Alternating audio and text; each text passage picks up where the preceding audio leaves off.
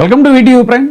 అమరావతి రైతుల విషయంలో అసలు రైతులకు అన్యాయం చేస్తుంది ఎవరు అని అంటే చాలా స్పష్టంగా అనుకూల మీడియా, టీడీపీ అనుకూల మీడియా ఈ మధ్యన చాలా డిబేట్లు పెట్టి చెప్పింది. ఆ రైతులకు ఇంకా భూములు ఆ పట్టాలు ఇవ్వలేదు, ఏవైతే ప్లాట్లు ఏవైతే ఉన్నాయో, రిటర్నబుల్ ప్లాట్స్ ఏవైతే ఉన్నాయో అవి ఇవ్వలేదు అని చెప్పేసి వాళ్ళే డిబేట్లు పెట్టి ఇది కొంతమంది రైతుల సమస్యలు కూడా ముందుకు తీసుకొచ్చారు. అలాంటిది ఇంతసేపు మొన్న జగన్మోహన్ రెడ్డి గారు ఏదో ఫ్లోలో ఒక మాట అన్నందుకు అమరావతి విషయంలో అది రాజధాని అనేటువంటి పదమే రాజ్యాంగం లేదు అనేటువంటిది ఆయన ఒక మాట అన్నందుకు దాన్ని పట్టుకుని చిలవల పలవలు చేసి ఆయన మళ్ళీ రాజధాని విషయంలో మళ్ళీ అదే ధోరణి అదే వైఖరి అవలంబిస్తున్నాడు.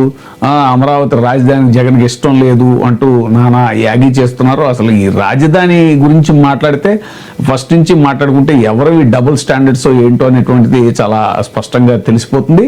ఫస్ట్ 50,000 ఎకరాలు చాలు అన్నటువంటి చంద్రబాబు నాయుడు గారు ఆ తర్వాత మళ్ళీ రెండో దశ భూసేకరణ అని చెప్పేసి మళ్ళీ లేదంటే అది మున్సిపాలిటీగా ఉండిపోతుందని ఇలా రకరకాల స్టాండర్డ్స్. ఇప్పుడు దీని మీద తాజాగా మిథున్ రెడ్డి, వైసీపీ ఎంపీ మిథున్ రెడ్డి TV9తో మాట్లాడుతూ కూడా వాళ్ళ స్టాండ్ని చాలా క్లియర్గా చెప్పారు. జగన్మోహన్ రెడ్డి గారు ఎప్పుడు కూడా వ్యతిరేకించలేదు అమరావతిని అని చెప్పేసి ఆయన చెప్తూ ఇప్పుడు పార్లమెంట్లో కూడా దాని మీద మేము గళమిప్పి మాట్లాడతాము, చాలా స్ట్రాంగ్గా మాట్లాడతాము అమరావతి రైతుల తరఫున అని చెప్పేసి మిథున్ రెడ్డి గారు అన్నారు.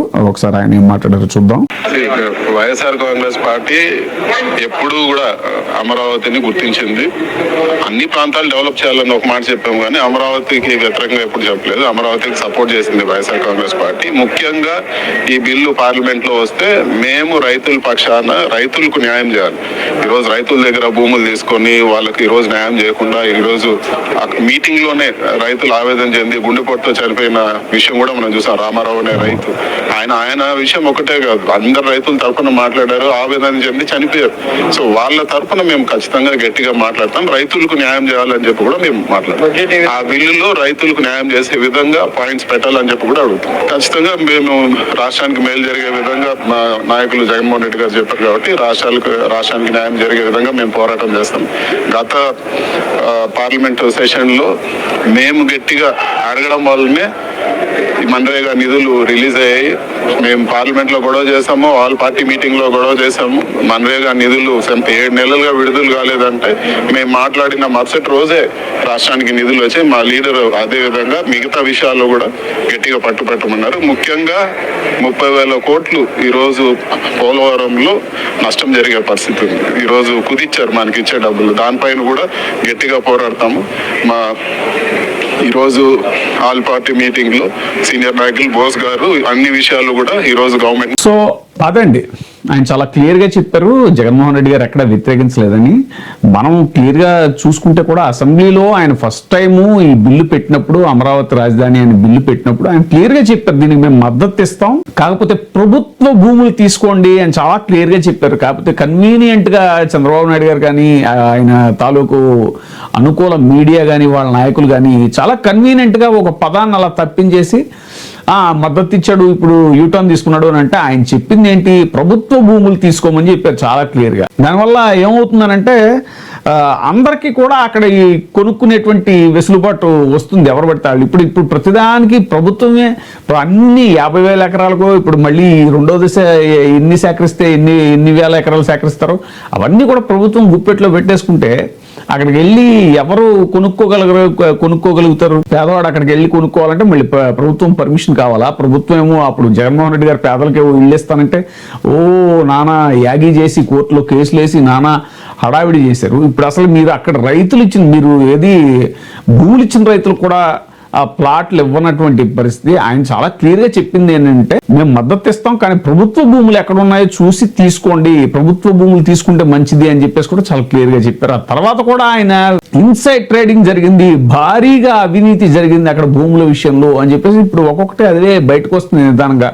ఇంకోటి ఆయన మూడు రాజధానులు అనేటువంటి ప్రస్తావన కూడా ఎక్కడ తేలేదు.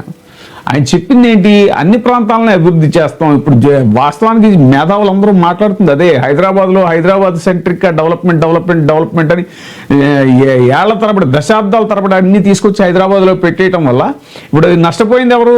తెలంగాణ సెపరేట్ అయిన తర్వాత జరిగిన నష్టం ఎవరికి జరిగింది? ఆంధ్ర వాళ్ళకి జరిగింది. ఎందుకని ఆంధ్ర వాళ్ళ యొక్క కష్టము, వాళ్ళ యొక్క పెట్టుబడులు అవన్నీ కూడా భారీగా ఇక్కడ ఉండిపోయాయి. ఇప్పుడు దాని తాలూకు రెవెన్యూ అంతా కూడా ఎవరు అనిపిస్తారు? తెలంగాణ వాళ్ళు అనిపిస్తారు. అప్పుడే ఫస్ట్ నుంచే ఇప్పుడు ఇది ఉమ్మడి ఆంధ్రప్రదేశ్లో అతి ఎక్కువ కాలం పరిపాలించింది ఎవరు? ఇప్పుడు తెలుగుదేశం పార్టీ. తెలుగుదేశం పార్టీలో కూడా దాదాపు 2 టర్ములు పరిపాలించింది ఎవరు? సుదీర్ఘకాలం పాటు 10 ఏళ్ల పాటు పరిపాలించింది ఎవరు? దాదాపుగా చంద్రబాబు నాయుడు గారు. మరి ఆ టైంలోనే ఆయన భూమి ఏదైతే స్టార్ట్ అయిందో, మరి ఐటీ భూమి నేను ఇక్కడ డెవలప్ చేస్తాను, ఈ హైదరాబాద్ డెవలప్ చేస్తానని చెప్తూ ఉంటారు. అదేదో అప్పుడు అసలు డీసెంట్రలైజ్ చేసి అక్కడ ఆంధ్రాలో కూడా వైజాగ్ ఇంకోటో అలాంటి చోట ఎందుకు డెవలప్ చేయలేదు? జగన్మోహన్ రెడ్డి గారు అదే చేశారు. వైజాగ్ని డెవలప్ చేయడానికి ఆయన ఒక స్టెప్ వేశారు తప్ప దాన్ని రాజధాని చేస్తానని ఎక్కడ అనలేదే. మీరే అంటున్నారు కదా, ఈ వైజాగ్ ఇది ఫైనాన్షియల్ గా ఇది చేస్తాం అది చేస్తాం, భూములన్నీ అక్కడ పనిచేస్తున్నారు. మీరే అతి తక్కువ ధరకి భూములు కట్టబెట్టేస్తున్నారు. మరి పోనీ మీరు అమరావతి మీ బ్రాండ్ అని ఫీల్ అయింది, మీ అమరావతి గూగుల్ డేటా సెంటర్ని ఎందుకు తీసుకురాలేకపోయారు? మరి అక్కడికే తీసుకురావచ్చు కదా అంటే దాంట్లో సాధ్యాసాధ్యాలు కుదరవు. దానికి అండర్ సీ కేబుల్ కావాలి కాబట్టి అది ఖచ్చితంగా వైజాగ్లో ఉండాలి. అలాగే ఆల్రెడీ ఇప్పుడు దాదాపుగా ఒక మెట్రోపాలిటన్ సిటీ షేప్లో ఉన్నటువంటి వైజాగ్ని ఎవరైనా ఎంచుకుంటారు కానీ పెట్టుబడిదారులు. అమరావతికి ఇప్పుడు అక్కడ ఏమున్నాయని అమరావతికి వచ్చేస్తారు. ఈ ప్రాక్టికాలిటీస్, ఈ రియాలిటీస్ మాట్లాడితే అదిగో జగన్మోహన్ రెడ్డి మళ్ళీ అమరావతికి వ్యతిరేకంగా పాటుపడుతున్నాడు అనేటువంటి ప్రచారం. అంటే మీకు వాయిస్ ఎక్కువ ఉంది, మీకు మీడియా ఎక్కువ ఉంది కాబట్టి 10 సార్లు ఏది చెప్తే ఒక విషయాన్ని 10 సార్లు అబద్ధాన్ని కూడా పదే చెప్పేయటం వల్ల దాన్ని నిజమని నమ్మించేయగలము అని అనుకుంటే అది ఇప్పుడు సాధ్యం కాదు. ఎందుకంటే ఇది సోషల్ మీడియా యుగం. సో ఇప్పుడు తాజాగా కూడా ఈ విషయం మీద అమరావతి రైతుల తరఫున కూడా పార్లమెంట్లో మేము పోరాడతాం అని మిథున్ రెడ్డి గారు గట్టిగా చెప్పడం అనేటువంటిది ఇప్పుడు వైసీపీ శ్రేణులకు ఒక భరోసానిచ్చిన అమరావతి రైతులు కూడా దీని మీద ఖచ్చితంగా హర్షం వ్యక్తం చేస్తారు అనేటువంటిది ఇప్పుడు జరుగుతున్న చర్చ.